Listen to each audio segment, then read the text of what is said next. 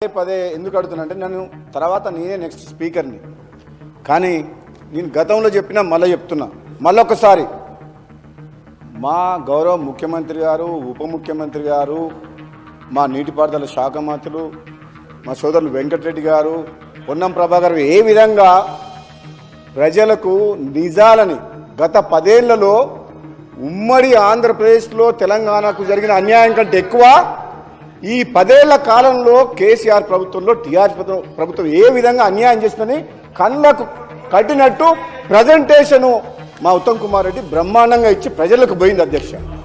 ఇప్పటికి కూడా వాళ్ళు చేసిన తప్పుల్ని ఒప్పుకొని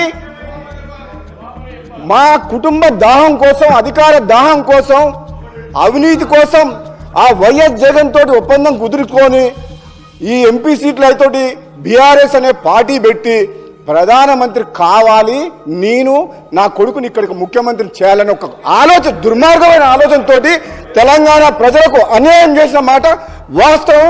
ఈరోజు మా గౌరవ మంత్రివర్యులు మీకు క్లియర్గా చెప్పిండ్రు, మీకు దురాలోచన పుట్టింది, అధికారం పర్మనెంట్ మాదే, ఇంకెవరు రారు. మీరు ఏనాడైతే బీఆర్ఎస్ అని పార్టీ పెట్టి తెలంగాణ పదం తొలగించిండ్రో తెలంగాణ ప్రజలతో ఉన్న పేగుబంధం తెగిపోయింది, మీ పని కథం అయిపోయింది. ఎందుకు అధ్యక్ష ఏం మాటలది? నోటికి వచ్చినట్టు అబద్ధాలు ఆడుతున్నారు. నల్లగొండ జిల్లా గురించి పోరు సభ చేస్తారని వస్తున్నాడు. నల్లగొండ జిల్లాకు పోరు సభని ఈరోజు సభ పెట్టిండ్రు. అయితే మా మాజీ మంత్రి జగదీశ్వర్ రెడ్డి గారు ఈరోజు సభకు వచ్చిండ్రు అధ్యక్ష. సభకు వచ్చిన ఆయన సభకు జనాలను సమీకరించేందుకు ఊరూరు పోయి బతులాడుతున్న జనాలు రమ్మని.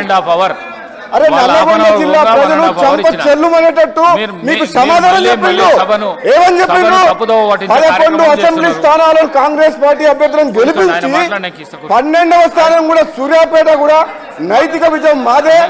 ఈ నల్లగొండ జిల్లా ప్రజలకు గత 10 ఏళ్ల కాలంలో మీ స్వార్థం కోసం అని చెప్పేసి కాంట్రాక్టులు కానీ కృష్ణా నీటి మీద ఆధారపడిన నల్లగొండ జిల్లాని అన్యాయం చేసినందుకు నల్లగొండ జిల్లా ప్రజలు మన తీర్పు ఇచ్చిండ్రు.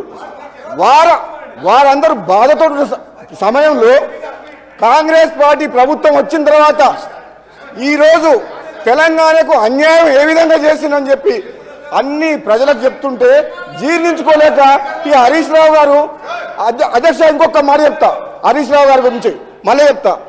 మొన్న సభలో కూడా చెప్పిన, మళ్ళీ చెప్తున్నా, ఈయనకు మేనమాసాలు వచ్చింది అంటే కేసీఆర్ గారికి జుట్లకెళ్ళి వెళ్ళిండు, అబద్ధాలు అడుట్లా జుట్లకెళ్ళి వెళ్ళిండు, మామని మించిన అల్లుడు నిజాల్ని అబద్ధాలు చేస్తుట్లా ప్రతి మాట అబద్ధమే అధ్యక్ష.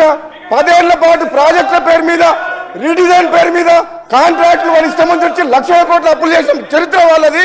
ఈరోజు తెలంగాణ ప్రజలందరూ ఏమనుకున్నారు? వీళ్ళు ఏమన్నారు? వీళ్ళు కళలు సాకారం చేస్తున్నారు. ఏం సాకారం చేయలే? తాగుబోతుల తెలంగాణ చేసి రూపాయల షాపులు పెట్టి రాష్ట్రాన్ని అప్పుల పాలు చేసి 7,00,000 కోట్లు అప్పులమయం చేసిండ్రు. ఏం మాట్లాడుతున్నారు మీరు? ఏం మాట్లాడుతున్నారు? తెలంగాణ ఇచ్చింది కాంగ్రెస్ పార్టీ, తెలంగాణ ఇచ్చింది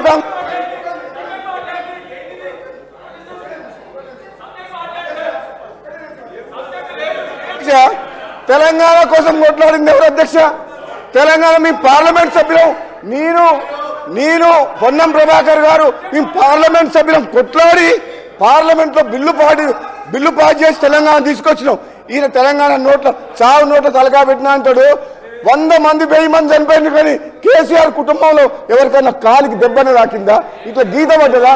కానీ అమాయకులను పొట్టలు పెట్టుకున్న చరిత్ర వీళ్ళది, అమాయకులను పొట్టలు పెట్టుకున్న చరిత్ర వీళ్ళది. తెలంగాణ తెచ్చింది మేము, కాంగ్రెస్ పార్టీ ఎంపీలము, తెలంగాణ ఇచ్చింది కాంగ్రెస్ పార్టీ